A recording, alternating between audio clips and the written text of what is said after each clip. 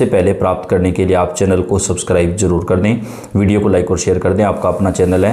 देश के सभी राज्यों में किसानों से जुड़ी हुई हर महत्वपूर्ण अपडेट हम आप तक सबसे पहले पहुंचाते हैं। किसान कर्ज माफ़ी से जुड़ी कोई भी जानकारी आती है या सरकार की नई योजना आती है तो आपको सबसे पहले अपडेट दी जाती है। तो आपका अपना चैनल है, आप कौन से राज्य से कमेंट करके बताएं, आपके राज्य से जुड़ी जानकारी आपको सबसे पहले प्रदान करेंगे। किसानों को बड़ी सौगात, इन राज्यों में होगा कर्ज माफ़, बड़ा ऐलान। जी हां, किसान कर्ज माफ़ी को लेकर आखिरकार वो बड़ी अपडेट आ चुकी है जिसका सभी किसान भाइयों को इंतजार था। नए साल का बड़ा तोहफा दिया गया है। मुख्यमंत्री ने राज्य के किसानों के लिए कर्ज माफ़ी के 4 चरणों की घोषणा कर दी है। जानकारी के अनुसार नए चरण में 3,10,000 किसानों को फायदा मिलेगा।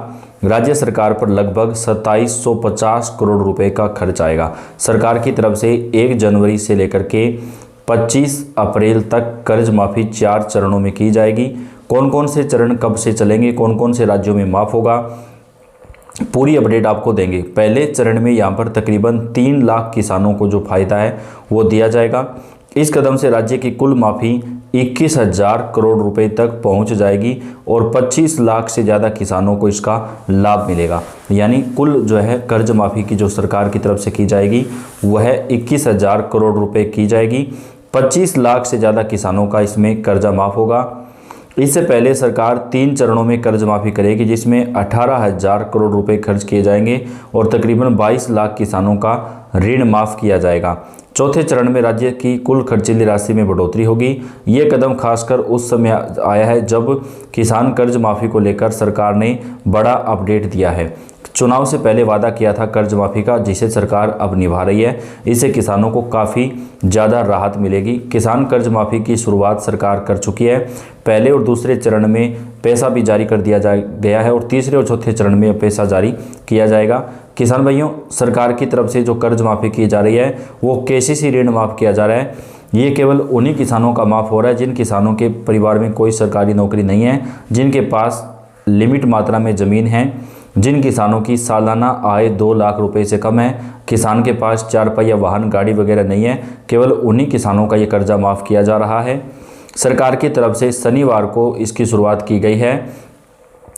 यहाँ पर किसान महोत्सव के मंच से इसकी शुरुआत की गई है। सरकार की तरफ से इस मौके पर किसानों को चेक बांटे गए। मुख्यमंत्री ने कहा कि किसानों के प्रति हमारी सरकार समर्पित है और किसान कर्ज माफ़ी का बड़ा वादा निभाया है। मुख्यमंत्री ने कि अगर वे इस योजना से असहमत है तो बहस के लिए तैयार रहें। मुख्यमंत्री ने कहा कि स्वतंत्रता के बाद एकमात्र ऐसा राज्य है जिसने 1 साल से भी कम समय में 21,000 करोड़ रुपए की फसल ऋण माफ़ी की है और हम इस बात से सहमत हैं क्योंकि कई राज्यों के अंदर वादा तो कर दिया जाता है किसान कर्ज माफ़ी का, लेकिन उसको निभाया नहीं जाता है या फिर केवल सहकारी बैंकों का या कुछ एक जो कर्ज है वो माफ़ करके सरकार जो है वो पल्ला झाड़ देती है। लेकिन यहाँ पर राज्य सरकार ने किसानों का 21,000 करोड़ रुपए का कर्जा माफ़ करने का ऐलान किया है, जो कि अपने आप में एक बड़ी बात है। उन्होंने कहा कि क्या वे किसानों की मदद करने में पीछे हैं। रेवंत कांग्रेस सरकार की उपलब्धियों का हवाला देते हुए कहा कि उनकी सरकार ने 1.5 करोड़ मीट्रिक टन चावल का उत्पादन किया, जबकि केलावरम परियोजना से एक भी पानी की बूंद नहीं मिली है।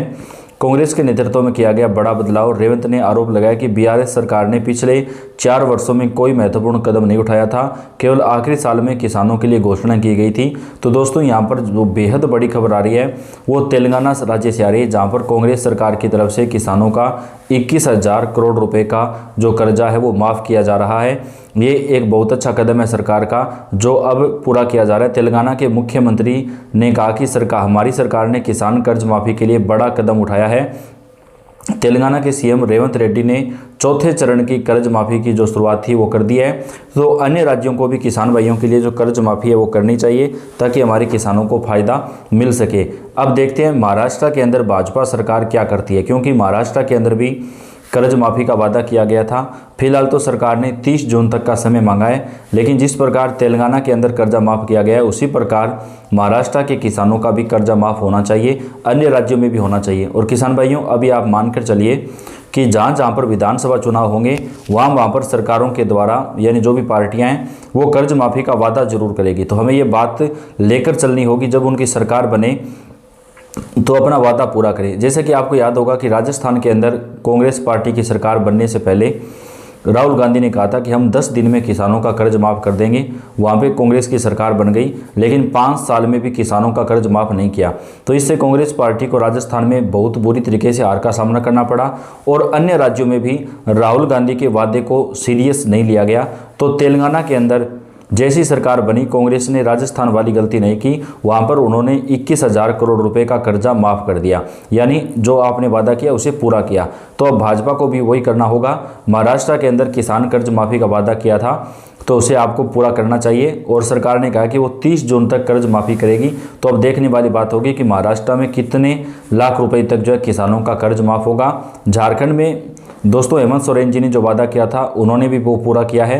तो अन्य राज्यों के अंदर भी ये होना चाहिए, क्योंकि देश के हर राज्य के अंदर किसान भाई के ऊपर कर्ज बढ़ता जा रहा है। फसलें लगातार खराब हो रही हैं, सिंचाई के साधन नहीं रहे हैं। तो किसानों को एक बार पूर्ण रूप से कर्ज माफ़ी मिलनी चाहिए, चाहे कोई भी राज्य हो। जहाँ पर चुनाव आते हैं आप केवल वहीं पर मत कीजिए, जहाँ पर चुनाव नहीं है वहाँ पर भी आप किसानों का साथ दीजिए, किसानों का कर्जा माफ़ कीजिए। इस योजना का सबसे बड़ा लाभ यह है कि किसानों का 1 लाख रुपए से लेकर के 2.25 लाख रुपए तक का जो कर्जा है वो आंध्रा के अंदर माफ़ किया गया। तेलंगाना के अंदर किसानों को इसके लिए कोई अतिरिक्त शुल्क नहीं देना होगा। यह सुविधा केवल उन्हीं किसानों को दी जाएगी जो सरकार द्वारा जारी गाइडलाइन के अनुसार पात्र होंगे। इस योजना के माध्यम से सरकार ने किसानों को ऋण के बोझ से मुक्त करने की दिशा में बड़ा कदम उठाया है। लाभार्थी केवल भारतीय नागरिक किसान होने चाहिए। किसान के पास कम से कम 2 एकड़ कृषि भूमि आवश्यक है। किसान का कर्ज निर्धारित तिथि से अधिक समय तक बकाया होना चाहिए। किसान के पास कोई सरकारी या राजनीतिक पद नहीं होना चाहिए। लाभ लेने के लिए किसान को आवेदन करने की भी आवश्यकता है। अगर किसान के पास 4 पहिया वाहन है, गाड़ी है, तो किसानों का कर्ज माफ़ नहीं होगा, लेकिन ट्रैक्टर को जो है वो राहत दी गई, यानी अगर किसान भाई के पास ट्रैक्टर है तो उनको फ़ायदा मिलेगा। किसान कर्ज माफ़ी योजना के लिए आवश्यक दस्तावेजों की बात करें तो किसान क्रेडिट कार्ड, आधार कार्ड, मूल निवास प्रमाण पत्र, आय प्रमाण पत्र, लोन से संबंधित सभी दस्तावेज, भूमि के स्वामित्व के प्रमाण पत्र, passport size photo, mobile number, ये सारे डॉक्यूमेंट आपके पास होने चाहिए। अभी फ़िलहाल केवल तेलंगाना राज्य के अंदर ही माफ़ी का फ़ायदा दिया गया है। महाराष्ट्र के अंदर घोषणा की गई 30 जून तक किसानों का कर्ज माफ़ करने का।